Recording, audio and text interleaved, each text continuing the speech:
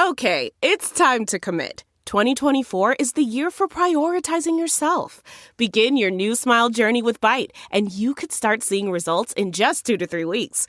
Just order your at-home impression kit today for only $14.95 at Byte.com. Byte Clear aligners are doctor-directed and delivered to your door. Treatment costs thousands less than braces. Plus, they offer financing options, accept eligible insurance, and you can pay with your HSA FSA. Get 80% off your impression kit when you use code WONDERY at Byte.com. That's BYTE.com. Start your confidence journey today with Byte.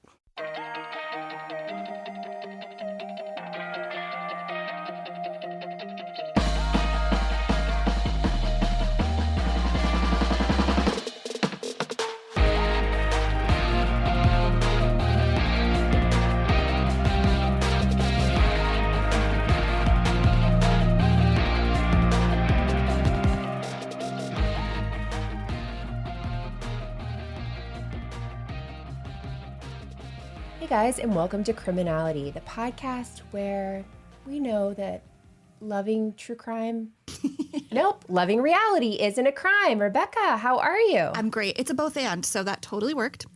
I'm great. The better and bigger question is, how are you and your household? Well, let me tell you, our family was rocked this week by the news of Jen Shaw pleading guilty, changing her plea from not guilty to guilty. Rebekah, where were you when this world stopped spinning? Well, thankfully, you were my savior, making sure I was driving. So I was not on my phone. I was not seeing all the notifications and the blowing up on social media. So I was en route to the country as it was. And I mean, it's like I knew this was coming, and yet it was still so jarring and shocking and frankly appalling. Like the rage that I had been maybe delaying or pausing or burying just surfaced. I just felt so angry at her selfishness, honestly. Like to just wait till the last minute to put her family through what she put her family through. And then, sorry, you asked what I think, or you didn't even. You just asked where I was. I mean it. I have just such feelings about this. Well, just like I'm not going to get a fair trial because of social media reason that we've seen come out. I'm like, well, you just pled guilty, so that would be perjury if you don't actually think you're guilty and you just admitted with your own words and mouth to the judge that what you did knowingly was commit fraud, conspire to commit fraud. Like, now you want, so when are you lying? Like, which is it? And I'm undone. Yeah, you can't have it both ways, that's for sure. And Cannot especially have with it this, both ways. Yeah, I agree with you about being upset for her family, especially thinking to her mom, who was like, my mom's always worked, she's done this, she's refinancing her house because she believes in my innocence. At what point during that would you not say, Mom, even if you didn't want to tell her the truth, I will not allow you to do this. I'm not, I don't know. But we should have really probably seen it coming a few days ago when we saw her going to New York and in New York ahead of the trial. Yeah.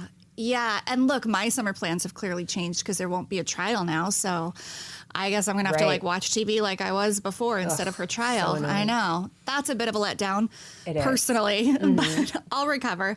But honestly, I'm really glad because I think it's important to hear her say the words "I'm guilty" and have to sit in that consequence. Totally. To sound like her mom. So it's going to be interesting, though, because they are filming. And a few of the cast members were out in New York with her. So I'm sure we'll be getting their real-time responses when we watch the season. I think it's Whitney and Meredith that were out with her. I could be wrong about that. Maybe it was Heather, but I know it was Meredith. I know Meredith the night before, right? Didn't she post something like, in the U.S., you're innocent until proven guilty, blah, blah, blah. Which is true. Know? Right, but did she know this was coming? Because that seems like a very stupid thing to say poorly the timed. day before. Yeah. I mean, there's so many things you can go back and watch between everybody on that cast, just that have not aged well, starting with at the season 1 reunion. I think we posted this on our social media when Heather's like, I don't know what she does, but I like it because she got all the perks. So much of it just now even worse than when it first landed. Yeah, I agree. And frankly, I'm concerned for Coach Shaw, and I am curious, like, truly, was he in the dark? Was he not? I'm very curious what will happen between them. He seems so decent. I know. Who knows? So that was huge news this week. Huge. In other news, I sound like crap because me and my entire family have COVID, which was what you were trying to say. We are on the mend. But if you hear any random coughs, I'm trying to cough off mic. I will edit my side, but I don't know how this is going to go. So I will do my very, very best. But Rebekah, today we are in for a story. So before I really start and get into the episode, I want to go ahead and say this story has some dark themes. I told Rebekah before I was done this week, like, probably the darkest story we have told. I will skim over. I'm trying to think of what could possibly be darker. What's a dark story we've done? There's been a few. Yeah, I honestly think it's got to be up there.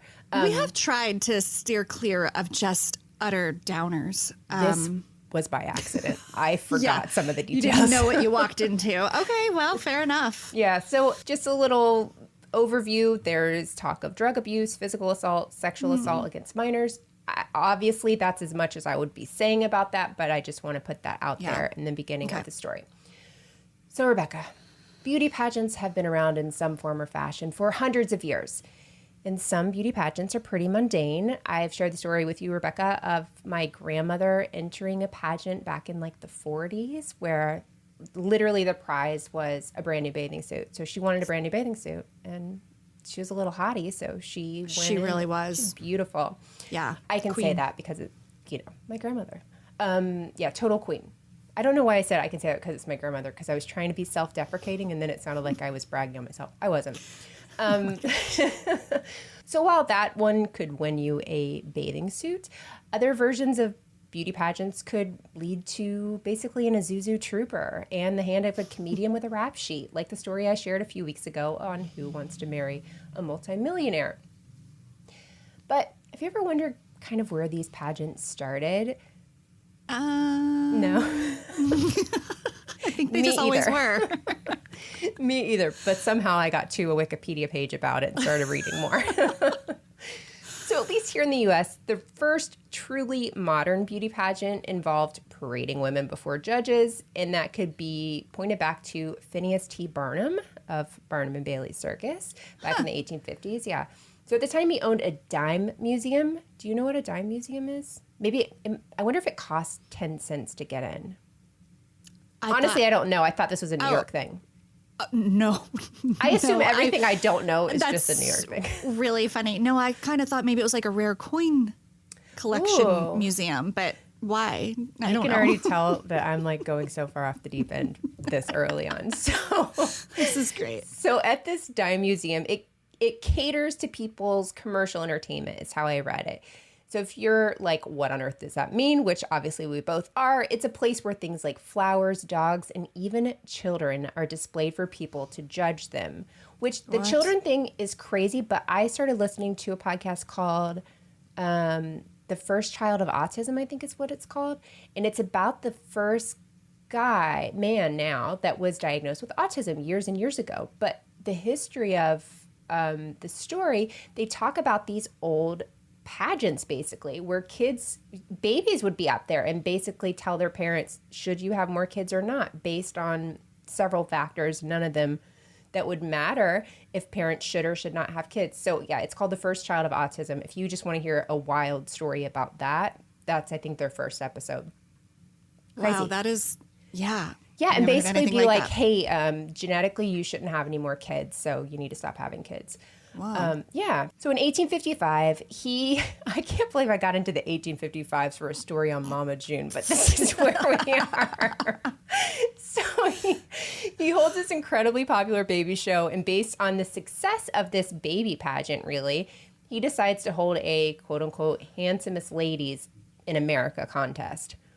But here's the thing. It's a total flop because would you believe that women in this time period were like, I'd rather not parade myself around for people to judge me. I love hearing this. Me too. So total flop, falls apart. But the prizes were something. if you were married and you won, you'd get a diamond tiara. What girl doesn't want a diamond tiara named Tinsley? But if you weren't married, you got a dowry, which was basically, I guess, like the Palm Pilot of the day. Okay. Same idea. Whole thing, huge flop. Women don't want to parade themselves around during this era. So Barnum regroups and he decides to accept entries in the form of photographs. So instead of walking the stage, you send in a pretty photograph. The top 10 women that he picks gets specially commissioned oil paintings of themselves. So it's kind of a cool prize for back in the day. Like a glamour shot of the day. Did you get glamour shots when you were younger? I didn't. I don't know. I had friends who didn't. Boy, was I jealous. I did. And I will have to get my mom to send one. Those immediately. Harsh bangs with a curl. Oh, voluptuous we love curls. to see it. It is very pageant-like, actually. The pictures are very upsetting that I was 13 years old. I didn't look like hot. That was the whole like vibe of those was like, let's make young girls look as old and severe as possible, but they'll think it's sexy. They did it. They did it to me. For a long time, like when my mom would show those to people, I was like so proud of them. And then at some point I was like, this is a low. This is a real low for her and for me. So anyhow, you must see them. I'll see if she'll send me one. So anyhow, they send up, he ends up using all these photographs to create this thing called the World's Book of Female Beauty. It's a huge hit, and it paves the way for these photos that are used in pageants now. So if you know in pageants, like they have the whole photo contest as part of it. Mm-hmm. That's where it came from. Why I started there, I'm not sure. I think the fever was setting in at this point, but that's where we are. Edge of my seat. So good start. Great start. Okay. And now I know what you're saying, Rebekah. Melissa, enough with the history. Give us the trash. To which I say, same girl. Let's get into the reason we're all here. So on January 27th, 2009, on the Learning Channel, I was 5 days postpartum with my first child, and a show debut called Toddlers and Tiaras. Mm-hmm. Rebekah, what is your relationship with Toddlers and Tiaras? This is another one that I've certainly seen, but didn't watch consecutively in order full seasons. But my daughter is big into Toddlers and Tiaras, and all her friends are. Like during high school, that was like something they watched together. That's so funny. It feels like that's the version of that I watched was like a baby story and a wedding story. Do you remember those on TLC? Oh, yeah. Mm-hmm. Oh, yeah. We've discussed, a certain time in life that you just watch those weird slow motion shows. Very much. Nothing really happens, and that's what you're watching. So the Learning Channel, TLC, the show is pretty much what it sounds like. It's a bunch of little kids in the pageant circuit, camera crews following them around, drama and hilarity ensue. And of course, controversy. During the 7 seasons it ran, canceled in 2013, we meet several families that would give you pause, to say the least, one of which was Alana Honey Boo Boo Thompson. Rebekah, Honey Boo Boo, do you know, do you boo boo who Honey Boo Boo is? I do boo boo. Okay. I boo do do boo. Yeah, very visceral, clear image of her and her mom. Mm-hmm. So yeah, I don't know a lot about them. What I've heard's not great. Well, I'm sorry. I can't help you make that image any better. In fact, I will make it a lot worse. Not of the girl. She's innocent in this whole thing. So Alana's from McIntyre, Georgia, and when we meet her, her family includes her mom, June, who goes by Mama June Shannon, her dad, Mike Sugar Bear Thompson, and she has 3 older sisters, Pumpkin, legal name Lauren, Chubbs, can you imagine your family calling you Chubbs? Legal name Jessica, and Chickadee, legal name Anna. Wow. Yeah. I just would be really ticked if I ended up with the name Chubbs. Like, and people were just like, no, we're going to keep calling you that into adulthood. We're going to need to make some changes. Pumpkin and Chickadee are pretty endearing. Weird, like offbeat, but it's okay. Cute. Yeah. I'd be pissed. Chubbs, no. So the family really is a hot mess on this show, but Alana is really a star. She doesn't look like the other girls in the pageant circuit. She doesn't act like them either. So in this world of flippers and fake tans, to have this rambunctious little girl who doesn't come from a ton of money was really a welcome change. And according to Alana, $1 make me holler, honey boo boo. And you know that one, right? You would see that everywhere. I did not expect to quote it in that way, but I went with it. So we're going to continue. So when we meet the family, they're like in a back room in their house, throwing toilet paper rolls at each other. And that's when we find out that June, the mom, she is known as the coupon queen. At the time, she says at this point, they had spent $8,000 to $9,000 on pageants for Alana, and she's able to basically finance this through couponing. So she says she's an addict. She says that couponing gives her a rush, and she says, quote, the first transaction, I was hooked, end quote. So on Toddlers and Tiaras, we see them travel to this pageant. We see Alana guzzling down go-go juice. Do you know what go-go juice is? No, is it like orange soda or something? Mountain Dew? Mountain Dew. It's Mountain Dew. She would drink her go-go juice, which gets them excited, and then you put them on stage and you hope for the best, I guess. Oh. Apparently, like on the pageant circuit, they talk about this a lot. Like girls will eat pixie sticks, like, and Mama June said, we tried to give Alana pixie sticks, but we went through 2 bags, and she still wasn't excited enough. So, I'm going to have a hard time with this episode. I'm just letting you know. Rebekah, when I tell you I've not even kind of scratched the surface, you have no idea. So throughout the episode, in the interviews with Alana, aka Honey Boo Boo, the producers and crew are cracking up with everything she's saying. Like, you can tell they love her, and she loves the camera. And so she's a total ham, and she does well in her pageant. So she goes on, does her pageant. She's definitely not the most polished one, but she takes 3rd runner-up and still really looks the most like a kid, in my opinion, in this group. Mm-hmm.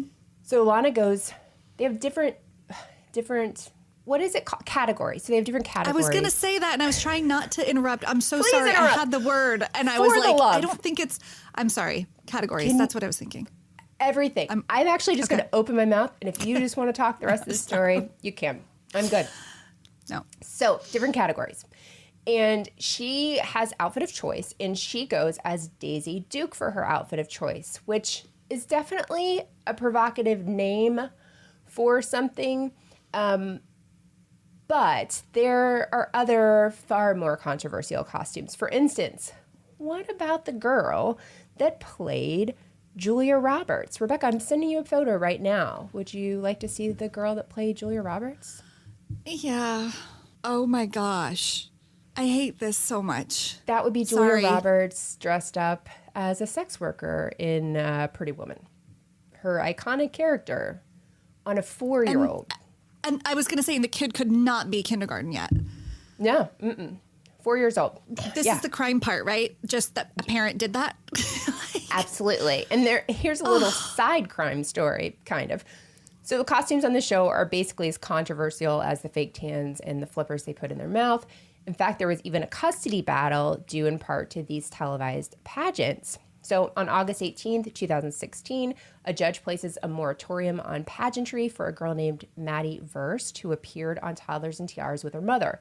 Her father, named Bill Verst, was asking for full custody based on the issue of sexualization in young beauty pageants that his ex-wife and his daughter participated in. Oh, no. Psychologists appointed by the judge in the case said, quote, children adorned with pageantry identities are not playing or pretending. Instead, they are trained to closely resemble their adult counterparts. Their makeup transforms 5 or 6-year-olds.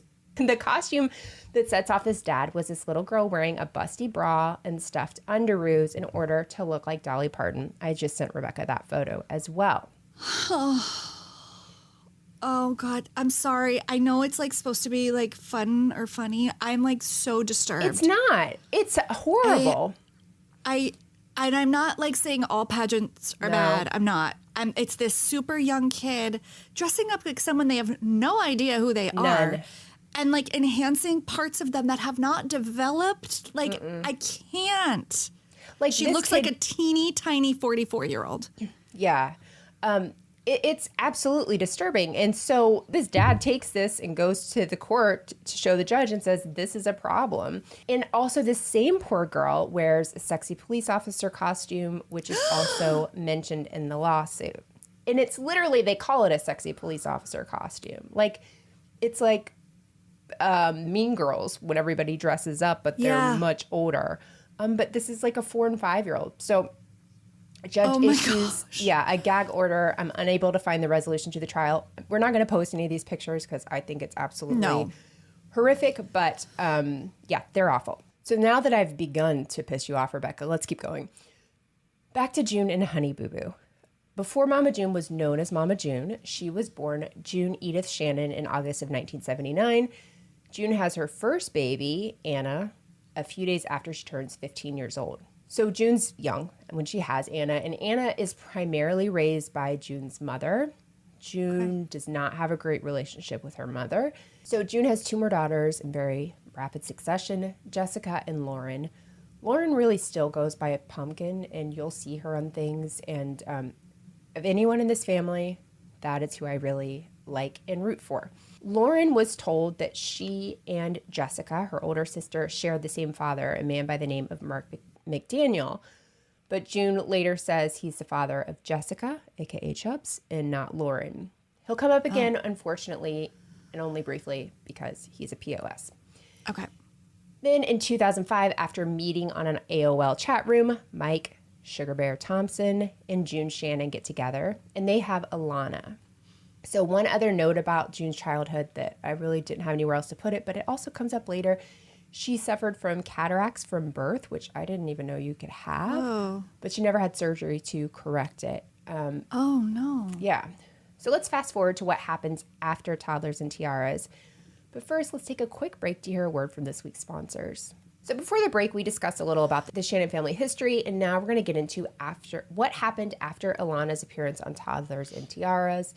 And if you thought there wasn't enough crime for you in the beginning, we've got a lot to get into here. Don't worry, the back end, we'll make up for it. So viewers are pretty mesmerized by the Shannon family and how different they are compared to all these other pageant families. You have this coupon queen on one side, and then you have families dropping literally thousands and thousands of dollars to make their kids, I think a lot of times, a mini version of themselves. A lot of people will say, this is our crown. You know, I did this when I was a kid and stuff. Yep. It's a lot of projecting, and it's rough to watch. Again, like Rebekah said before, all pageants aren't bad. I'm sure there are things. I mean, people talk about confidence that being in them gives. Sure. Look at Raquel from Vanderpump Rules. Yeah, graceful swan. It helped her a lot with speaking, and I can see that there could be benefits of it for sure. But what some of these families are doing is, I think, downright criminal. So it really seems like this Shannon family was having fun. They're this redneck all-American family, which again I can say because I am from a long line of rednecks. So the Shannon family is given their own TLC spinoff called Here Comes Honey Boo Boo. The show focuses really on the everyday life of the Shannon family in Georgia, from couponing to eating sketty, which is a 3-ingredient meal. Rebekah, do you know what sketty's made out of? What 3 ingredients? I don't. It's what I called spaghetti when I was little. Okay, so spaghetti noodles. I'll give you that one. Oh, 2 more ingredients. Oh, no. It's not going to make it better. Ketchup. Yeah. How did you know ketchup? That was the one I thought I'd get you on. Well, because I figured if they didn't have tomato sauce, they would put something else red and easy and tomato-y. And so butter. Tomato. Oh, sorry. Oh, I was going to. No, I was not going to guess butter. I was going to. Oh, wow. I didn't mean to go in on you on that last one, but I'm just. Have you ever had that moment when you're leaving the house and you wonder, did I lock the door? Or worse yet, you start spiraling and you imagine all the what ifs. I used to feel that way all the time, but it wasn't until a few years ago when I heard about a break-in just a few blocks away that I realized I needed to really step up my home security game. And now I can spiral about the what ifs on things that don't matter, like reality stars, instead of the what ifs of home security. We've had Simply Safe protecting our house for the last few years now, and it's a total game changer. With Simply Safe's Fast Protect monitoring, I know within 5 seconds if something's actually up, and the lifeguards can actually speak to intruders to stop them. That's faster than a reality TV star can throw a drink. One of the things I really love the most is you're not locked into some over-the-top 90-day fiancé level contract drama. Simply Safe is actually affordable as well, less than $1 a day with no hidden fees, so it's easy to love. It's no wonder they've been named Best Home Security Systems by U.S. News and World Report for 5 years running. Whether you want to install it yourself, it really takes less than an hour, or have a professional handle it, Simply Safe is as easy as flipping channels between Chimp Crazy and The Secret Lives of Mormon Wives. So why wait for the drama to happen? Get Simply Safe and know your home is covered just like I did. Protect your home with 50% off a new Simply Safe system, plus a free indoor security camera when you sign up for Fast Protect monitoring. Just visit simplysafe.com/criminality. That's simplysafe.com/criminality. There's no safe like Simply Safe. Hey, Prime members, have you heard? You can listen to your favorite podcasts ad-free. Good news! With Amazon Music, you have access to the largest catalog of ad-free top podcasts included with your Prime membership. To start listening, download the Amazon Music app for free or go to amazon.com/ad-free-podcast. That's amazon.com/ad-free-podcast to catch up on the latest episodes without the ads. Surprise. Who knew that you were a Sketty lover at heart? Since I was 2, apparently, when I used to ask for it. Sketty, Yeah. please. So that was Gross. like a big thing. Like they would show it. It was rough to watch. It was rough to watch. Just the ideas. I don't know. It makes me feel sick. So Here Comes Honey Boo Boo is really like a huge spinoff of Toddlers and Tiaras. They had a couple other shows that kind of came off. It starts on August 12th, 2012, and was a huge ratings hit for TLC. In fact, its first season was one of the biggest shows on TLC. One of the episodes beat, like, it was during the Republican and Democratic conventions, and beat one of them. I don't remember which one. Yeah, so lots of views for this. And so as the seasons kept going, viewers learned more about the family dynamics with Mama June and Sugar Bear, and people seemed to like the everything goes with the family. Just kind of, the family was seen as being very accepting of other people. Everyone's goofy on it. They seem to be themselves, and they don't really care how they're portrayed. It's almost like they're in on the joke, that the people like have fun laughing about the crazy antics they get themselves into, right? That was my question. Yeah. Because it always felt from the outside like a spectacle and that people were laughing at them. And I wondered, were they in on the joke? So I'm kind of glad to hear you say that you felt there was like an awareness on their part, but I'll keep listening in. Yeah, I think there was. Maybe not totally, but I mean, for some of it. Because if not, you really would not, several seasons into it, still pass gas in front of the camera if you were not okay with people laughing about it. You know what I mean? Like there's just certain things you would kind of keep to yourself. Yeah. So the family begins to make a lot of money. They're a household name. You see them in random, Nickelodeon award shows, whatever, all of these kind of things. We see this happen with so many people. They're able to move into a nicer home, kind of upgrade their lives. But then things come to a screeching halt. So TLC's already filmed several episodes for season 5 of Honey Boo Boo, so there's already 4 that are already out. Okay. They're filming them for season 5, and that's when TMZ drops a bombshell that June Shannon and Sugar Bear have not only separated, but June is seen with this guy, Mark McDaniels. And if you're like, Melissa, Mark McDaniels, isn't that the father of one of June's kids? What's wrong with that? Well, while Mark McDaniels did not appear on Honey Boo Boo, he did appear on To Catch a Predator back in 2005.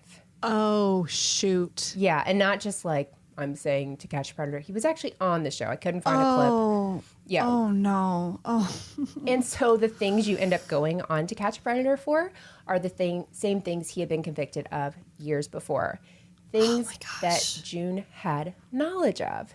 Oh, no. And she had knowledge of them because he was convicted of one charge against her own child back in 2004 for an incident that took place in 2002. Oh, so one of the girls that wasn't his daughter? Wasn't his daughter, but another one.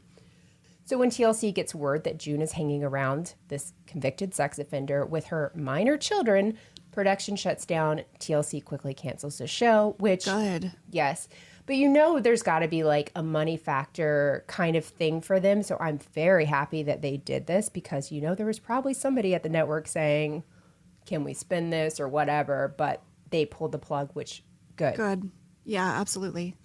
And so if you think that June had any remorse for either hanging out with this guy, which she claimed she wasn't dating him, or subjecting her kids to be around him, you'd be wrong. In fact, she spoke to Dr. Phil, and I want to play you a clip for that. Plus one that you are in a scandal with right now. Well, I mean, we're not in a scandal because I'm not with him. So your selection of men could improve.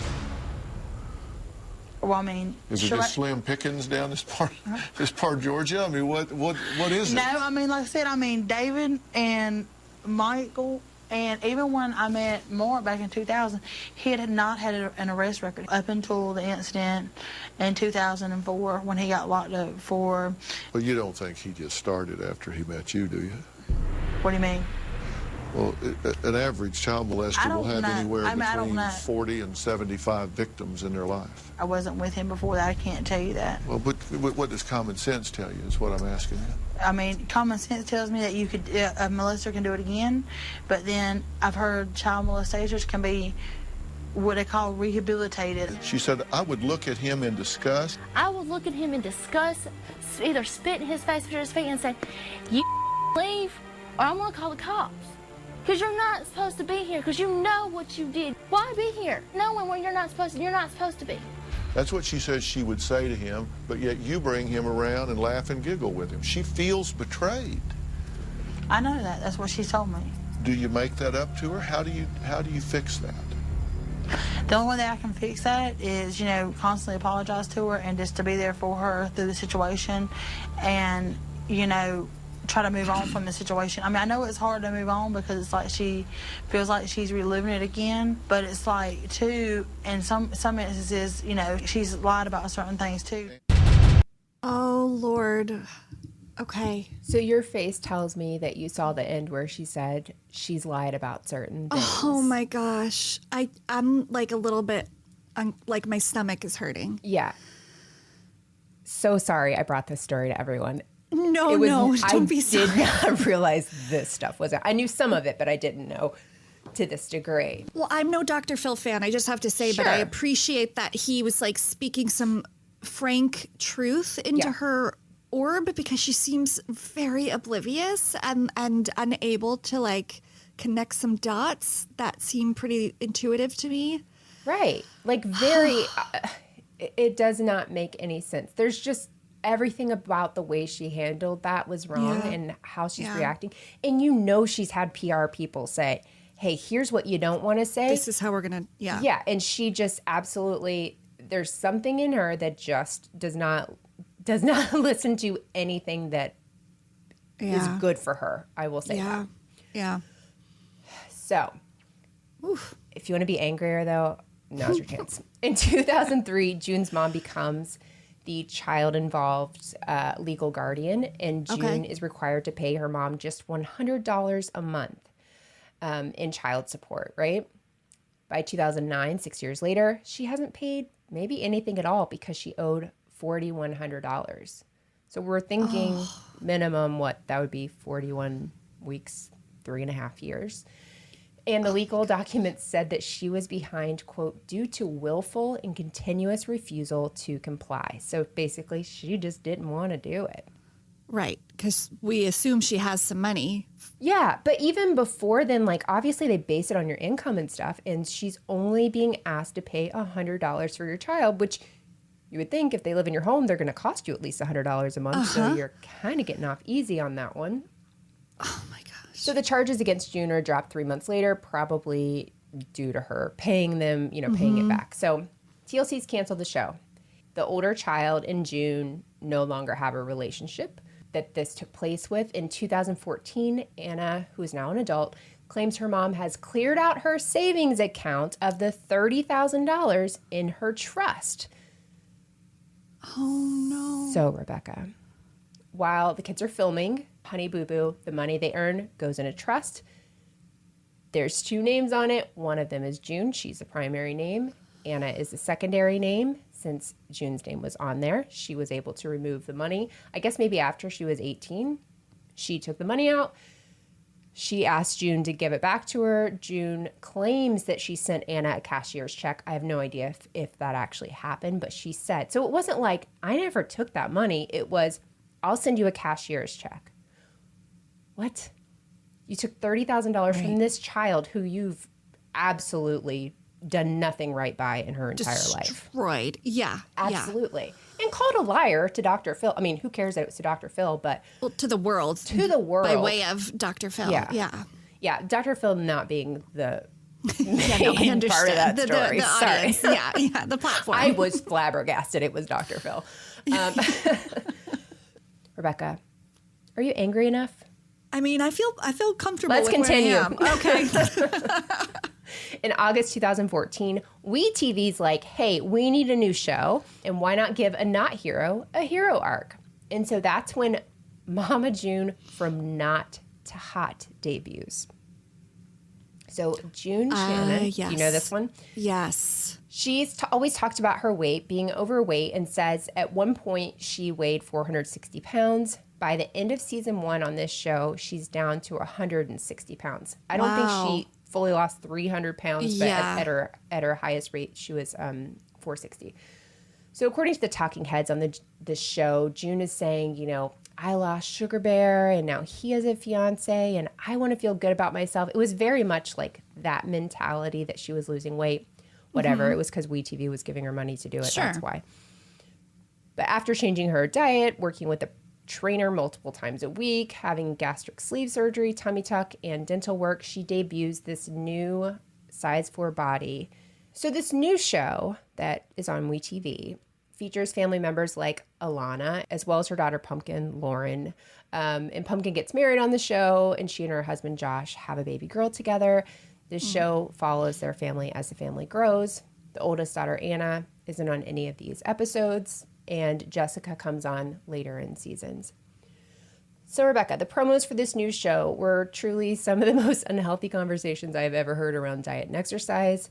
One of them said simply, can Mama June be a size 4? As if that is just the end-all, be-all, skinny equals happy, which irritates the crap out of me and isn't healthy. Yes. So she shows off all of her hard work, and I will give her that. As much as I do not like her, she had to, eat well. She had to exercise. Granted, she was given those things by production and everything else to make this happen.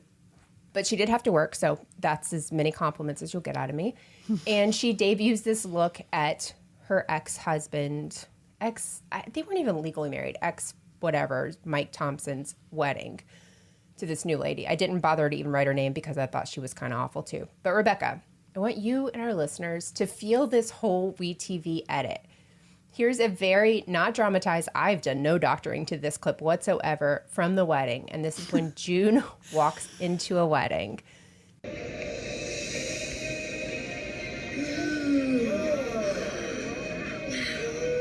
my God. She looks so, you believe that's June. I think everybody. It reminds me of on SNL whenever they have the background people who are like overacting. That's what it reminds me of. It also reminds me when there's closed captioning on a show you're watching and it's like indistinct happy murmurs or like whatever it says like of like describing the background. Like that's what it is. You're like, oh my is gosh. that June? Like, mic them up. Yeah, it's just so overly produced. But anyway, that's kind of the WeTV show is very much like that. Okay. So in season 2, June introduces her boyfriend named Gino. Gino appears to really dote on June, seems to love her daughters. I'll go ahead and say for people listening, nothing inappropriate is said to have happened between him and the kids, so let's go ahead and just get that out of the way. But good. Yeah. As the seasons progressed, June seems to be having these terrible health issues, but they're all very unexplained. She's not able to open her hands all the way. You'll see her struggling to open her hands. She has a hard time walking. Her eyesight gets a lot worse. She was like sitting with production. She couldn't keep her head up.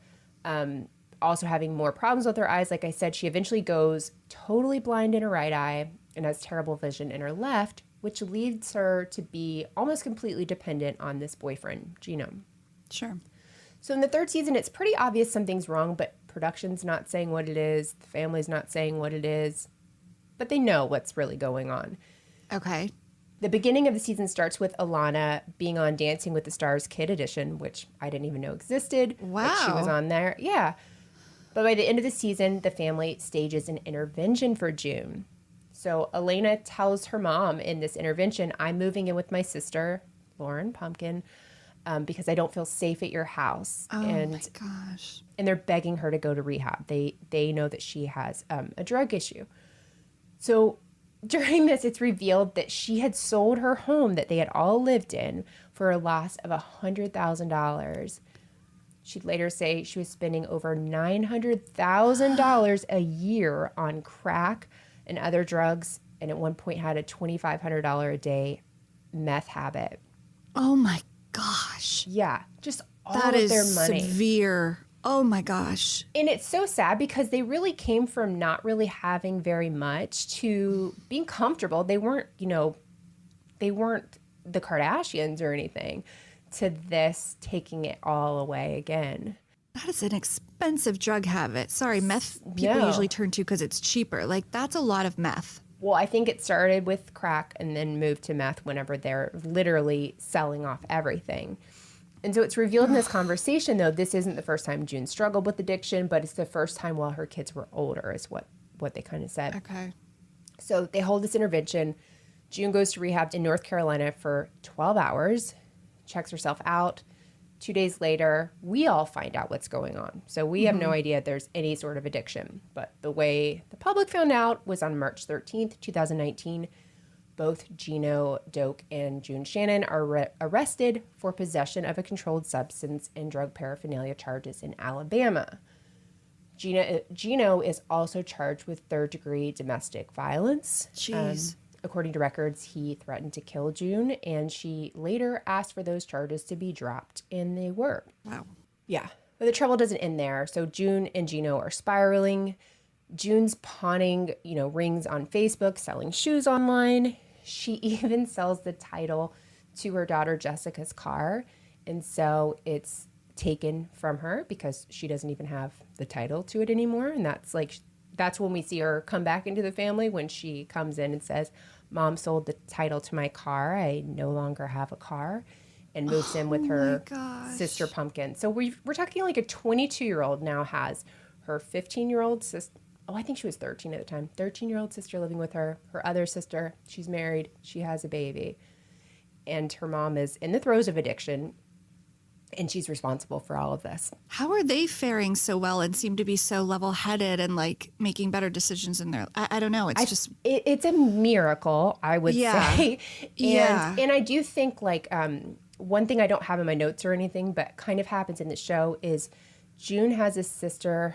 I wish I knew her real name because her nickname is Dodo, and I just have a hard time taking people seriously at some point. This is getting ridiculous. So she has a sister. So June's sister kind of says their mom was a lot like June, and so she actually raised June for part of her life. So it's kind of like a generational thing, unfortunately. Yeah. And so, but it's like the daughter Lauren seems to have this aunt she can lean on, and like that kind of family support to see like this isn't normal, this isn't okay.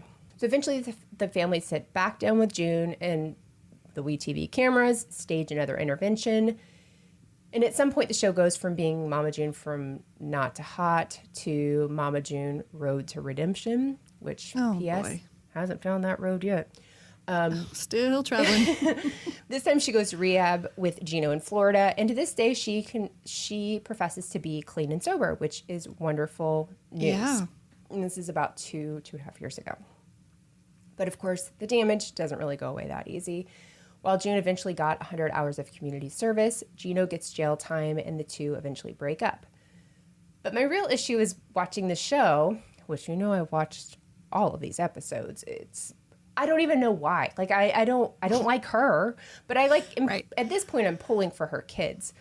Sure. And it's very heavily produced. I know that, but there are very big real life issues that are sprinkled in there. But the problem is really, she wants the family, like, why can't we just go back? I'm clean now, so we should, everything should just be fine.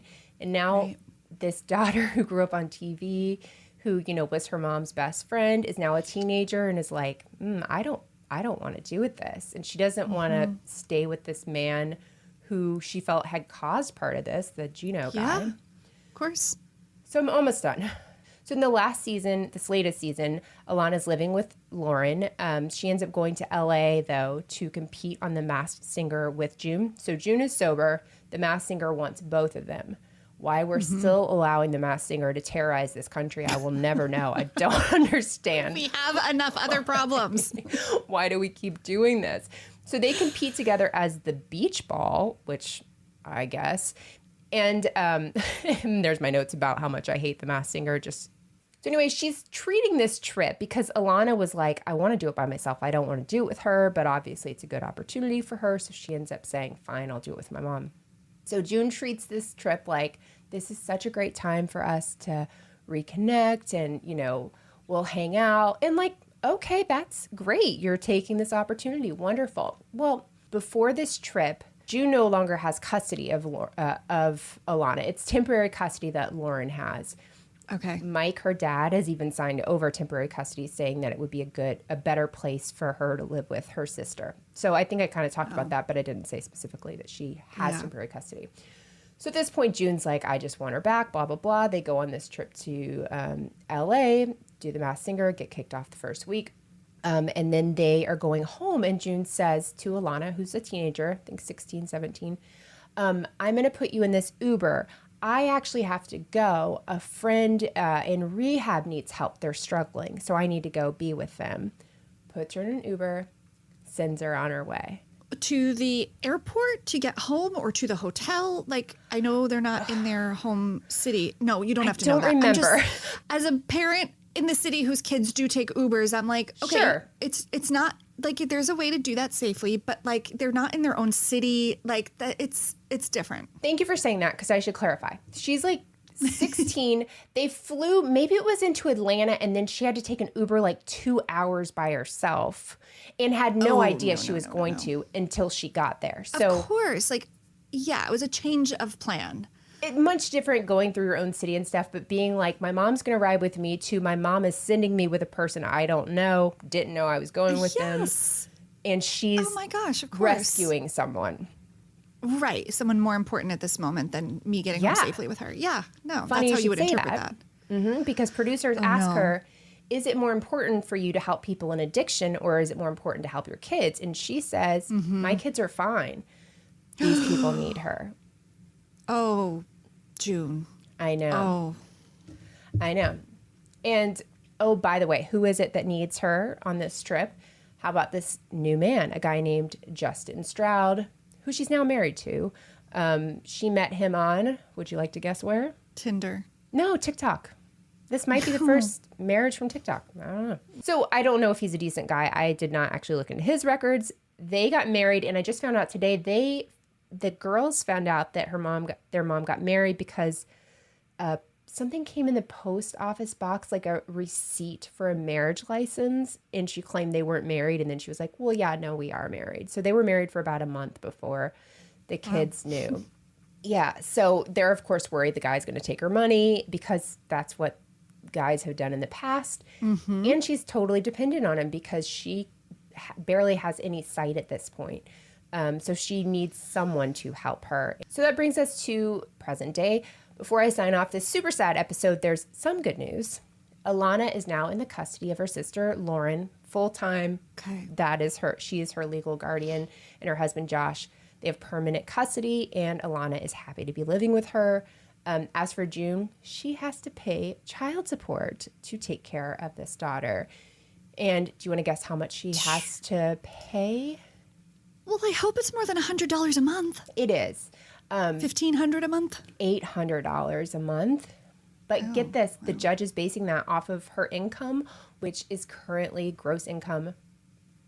Go ahead and guess that one. I would really like you to guess this one. From the show? Yeah, and she does cameos. P.S. Do not get a June cameo. Do not send your money to this woman. Do not ask me twice. Do not. You do not have to worry about that. That is just like a world. I'm not putting money in this woman's pocket. Her income between like all her gigs and like I don't know, like $30,000 a year. Oh, yeah. $25,000 a month. Rebekah. What? That's what I'm saying. People are buying cameos from this woman. They're like $100, and they're terrible. Wait, she's making $25,000 a month? I can't say she's making that on Cameo. I guess it's with the TV show Or, and like, stuff. But yeah, everything. that's what the judge says right now. They said basically her disability income is $1,000 a month. They know that she's got that, but this other income. 800 seems low then. I know. Like, when I hear 800 a month, I think you're not making very much money annually. No. But that sounds like she is. I know. And so now Lauren has her sister living with them, Yeah. who she's kind of helping. Her husband, her daughter, her son, and apparently they just had twins. Like, obviously that was a surprise twin situation. And Alana, her sister. So imagine they're like 24, 25. Can't imagine. Yeah. And so if you see her Lauren doing a cameo, by all means, buy them. She's trying to pay her food for her family. If you see June doing one, just say no. I will never come out harder for a do not buy a cameo from a person than her. 100%. How humbling. I don't think she has the ability to be humbled by it, but like to pay one of your own kids child support for watching your other kid, like that is when she, that's tough. That's a tough one. It is. For me. Well, she's already had to pay her mom and didn't do that, but that sounds more like that happens more often, where you need a parent or an older figure in your family to help. And I'm not saying, I just like to pay one of your own young adult children with the responsibility of your younger child is so appalling to me when she seems like if she worked harder or chose to be a parent, she probably could figure this out. Yeah. Like, it's annoying. Ultimately, to me. It's really frustrating. According to like her kids, and they have this doctor that's on there sometimes, like it seems like she does have addiction issues. Yeah. One of them being men. And I Right. think that's a huge part of it. So she's like this love addict or whatever. Yeah, caveat. Sorry, I think I think Alana's better off with the sister. 100%. I'm just saying, as a parent, for me, I hear this and I'm like, Oh, yeah. I just can't even imagine. But yes, I think I wish she had been somewhere else sooner. Yeah. She's unfit. I mean, it sounds like she's putting her kids in unsafe situations between the men, the drugs, her behavior, her stealing. Like, it's crazy. But truly the worst is just her saying, yeah, if somebody else needs help, I'm going to help them. They're fine. Well, yeah, they're fine because they've had to be fine. And they've had to They've been surviving pick up the pieces of what you've done to us. So anyway, if you, I really actually do enjoy her and her husband. I cannot imagine being in that situation. Nobody's parenting's perfect. My parenting's not perfect. It's all over the place. But I have total respect for them because it would be very... You mean Lauren? Yeah, Lauren. It would be very easy to just be like, I can't do one more thing. Yeah. And instead she's like, I don't want you to get hurt by her. You can stay with me. So anyway, I have a lot of respect for her. Oh, totally. Yeah, and so that was the very terrible, horrible story of June Shannon. Well, okay, so can I ask questions? Oh, please. Yeah, Okay. Yes. So I don't want to sound naive because I know by this point, like, good TV trumps, maybe good ethics. Yeah. Like profits over people. But like, why would another network give this woman a show? It's like feeding her addiction. It's like enabling. It's so weird to me that they continue. And clearly it wasn't good for Alana. Yeah. Like, I don't what do you think? know, but I will say, okay, on the WeTV show, it's you see the producers all the time. It's very behind, fourth walls, broken. Like, producers are part of the show. They like call the producers for different things. So like for the kids' perspective, I think it's been good because they've been able to get help and they've gotten an income. And imagine, I don't know. I don't feel like they're totally surviving off of that money because like her husband has they're not rolling in money whatsoever. Yeah. But I don't understand Wee's initial thought to be like, you know what would be great with her if we like make her hot and then people will forget that she's around this gross person. And absolute pedophile. Yeah. Convicted pedophile. Right. This is not even alleged. So my other question is, and then I want your opinion, has Alana ever spoken out about regretting or not her upbringing on the show? Like, has she ever said anything that you've read or seen where she's like, I wish that hadn't happened? Or does she look at it as a positive? Like, yeah, I don't think she had, like, I haven't seen her say, I wish we weren't doing this. I feel like it's just been, I think she likes being on camera and stuff like that. Okay. But I think she's been able to look at, I think June would have been this way whether they had money or not. So I don't think that's like a, you know, some families it's like, oh, given the opportunity, this person has access to stuff they wouldn't have. She was going to make some poor decisions, especially regarding men, no matter what. Either way. Yeah. Pretty brutal. Yes, I'm so sorry. No, don't be sorry. I'm glad to hear more behind the scenes. I've caught headlines. I do remember that there was, you know, a dangerous, like, a sex offender in her life. I remember drugs, but I really didn't know everything. And my heart breaks for the kids. Totally. Yeah. And I feel like sorry, I keep going off, but I feel like if there was a way, if she was having this thing where she was like, I'm going to fight to be with my kids, I'm going to step away from dating, you know, I'm going to apologize. That's the thing, is it feels like she's like, I said I'm sorry, and the past is the past. And it's like, well, but there's still consequences for things that happen. People are still dealing with it. So that's where it's like, it's angering to me to watch her. Yeah, there's some denial. Totally. Yeah. And so it's like, I'm so glad she's clean and sober, but there are a bunch of other issues that need to be fixed. Anyone actively working on their addiction like that who's been in rehab should know or be told by their treatment plan and provider that, like, there's going to be a healing process. There's going to be fallout, and like your family's not just going to come next to you now and say it's all good, don't worry. Right. Like, that's part of the process. So the fact that she's either acting clueless about this or choosing not to engage that part of her recovery is just spiteful. It's like a willful decision not to. Yeah, I feel like she believes, I don't want to say her own hype, but I think she thinks she's something special, and, you know, she's Mama June. And so these rules don't really apply to her. Yep. Oh, wow. Dark. Okay. Rebekah, Okay, well, would you please tell us something nice that you've been watching on TV? I will. Well, first, I want to say thank you for the Married to Medicine Oh, so good. prompt, because that's predominantly what I've been watching, but I can't, you know, share that as my one. I get because it. We talked about it already, but man, has that been great. So and I'm so fun. glad I'm in, and I'm getting ready for the new season, so that's exciting. Yay. So let me give you a few clues. Okay, so this is a fun one for your people. It's a movie, not a series. Okay. And your clues would be Netflix, poker, and Tobey Maguire. Is this new?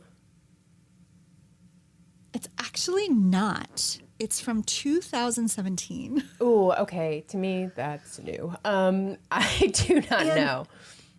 The Tobey Maguire, I'm going to sub out Toby for Michael Cera, and I'll tell you why in a second. Does that help? No. Okay, so this is a movie starring Jessica Chastain called Molly's Game, and it's scripted. It's really good, but it's based on the true story of a woman named Molly Bloom, who was an Olympic skier as a teenager, but got a horrific injury at the Olympics, like spine in her back, career over.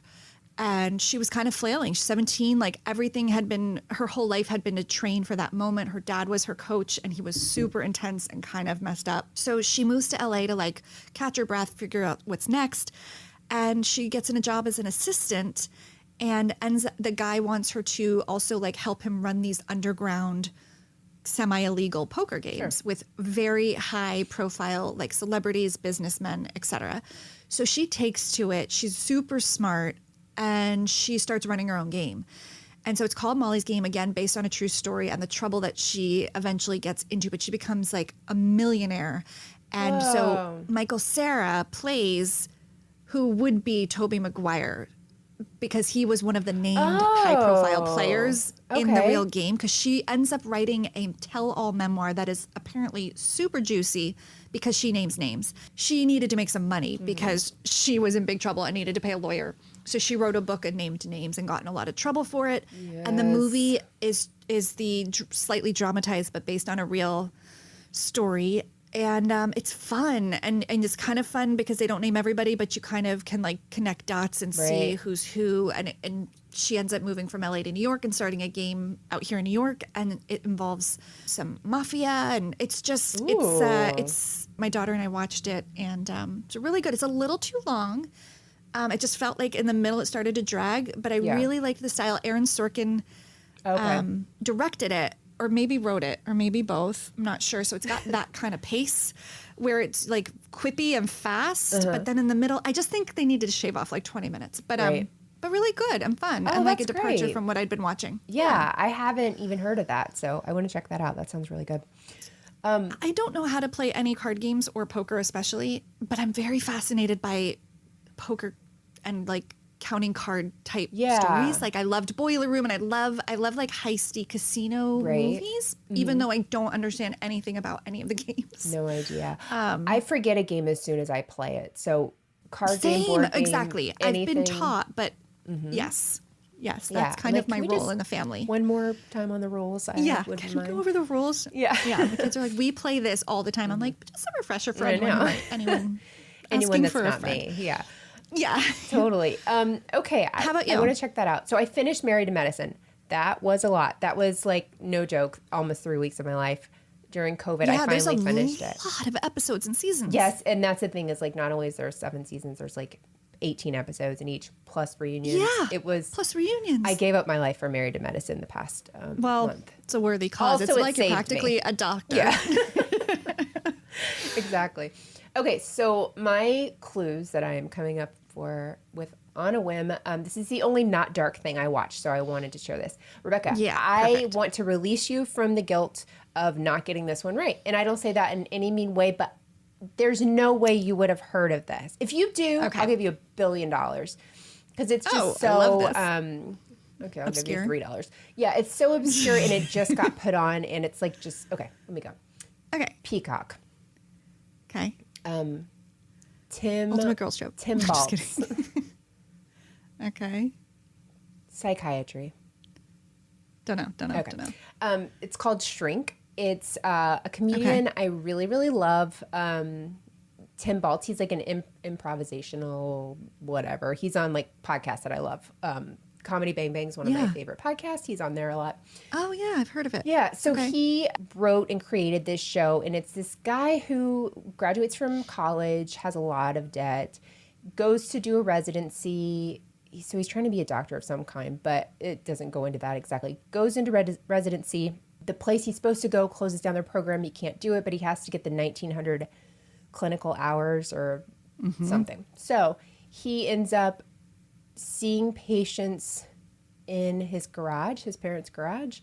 And like every time he starts it, like he has to have a supervisor over him who ends up being his therapist, and like has to say like, I'm not taking money for this. This is so I can get my 1,900 hours, blah, blah, blah. He has like a whole speech he has to say every time he sees a new patient.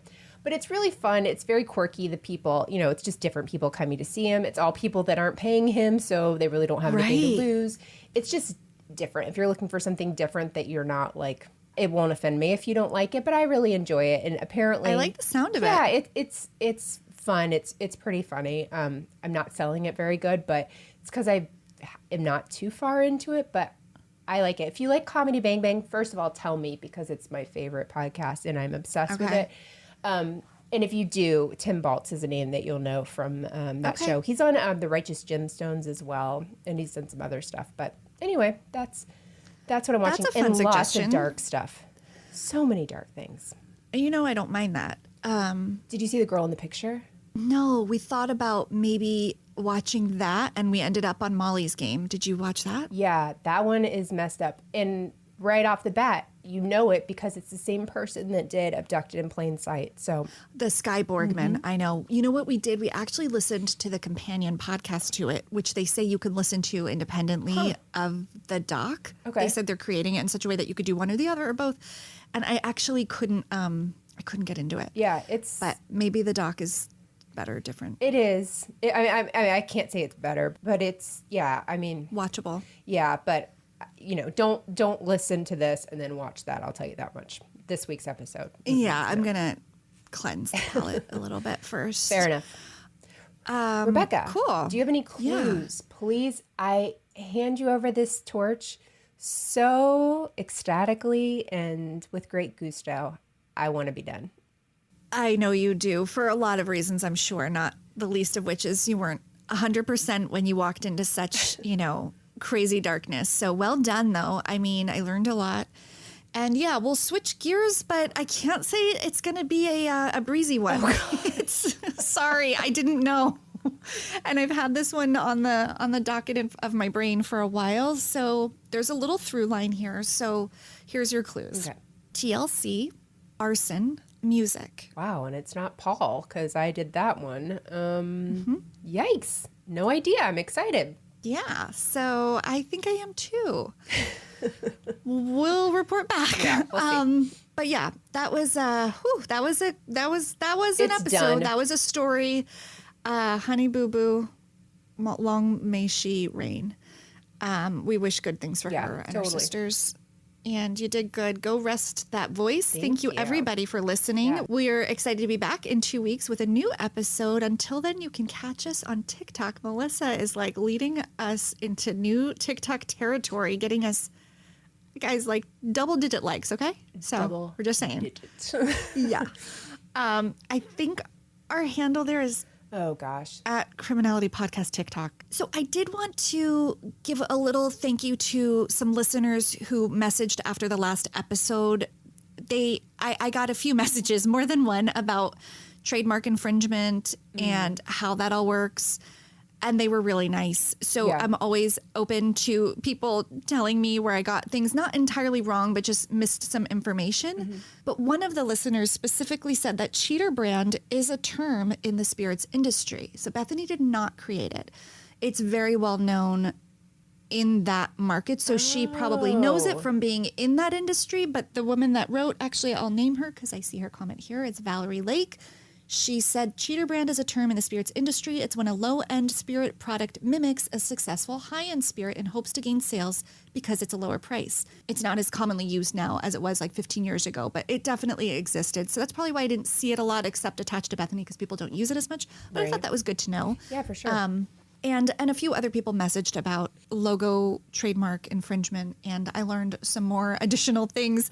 So thank you for listening so well and for sharing your expertise and knowledge with us, as always. Yeah. We're so grateful for your listenership and your adding commentary to our stories. Totally. It is always a nice surprise because it's oh, you really were listening. People really listened to this. Wow. Yeah. That's exactly how it feels. Oh, thank you for taking the time to share something so that we now know. Super nice and of you. And being nice about it. That's when you're doing it so kindly, which most people do. Yeah. Yeah. We would ask that you refrain from putting it in a review with a 1-star. Yeah. That's so lame. Exactly. So thank you for that. And we'll be back in 2 weeks. Melissa is on Moms and Murder. Every Tuesday you can catch her. My podcast Dialogue is on a summer break, but you can catch us on social media at Criminality Show. And you can write us an email, criminalityshow@gmail.com for episode suggestions, comments, and feedback. And we'll see you in 2 weeks. Sounds great. See you then. Bye. Thank you for listening to Criminality. If you're enjoying the show, please head over to Apple Podcast or wherever you listen and give the show a rating and review. The reality is it would be a crime to keep your thoughts to yourself. And come join the fun outside of the podcast and follow us on social media. We are at Criminality Show on Twitter, Facebook, and Instagram. Memes are welcome. We'll see you in 2 weeks with a new episode. Until then, you can catch my co-host Melissa on her weekly show, Moms and Murder. And Rebekah Sebastian on her podcast, Dialogue, a true crime conversation. Don't forget, loving reality isn't a crime.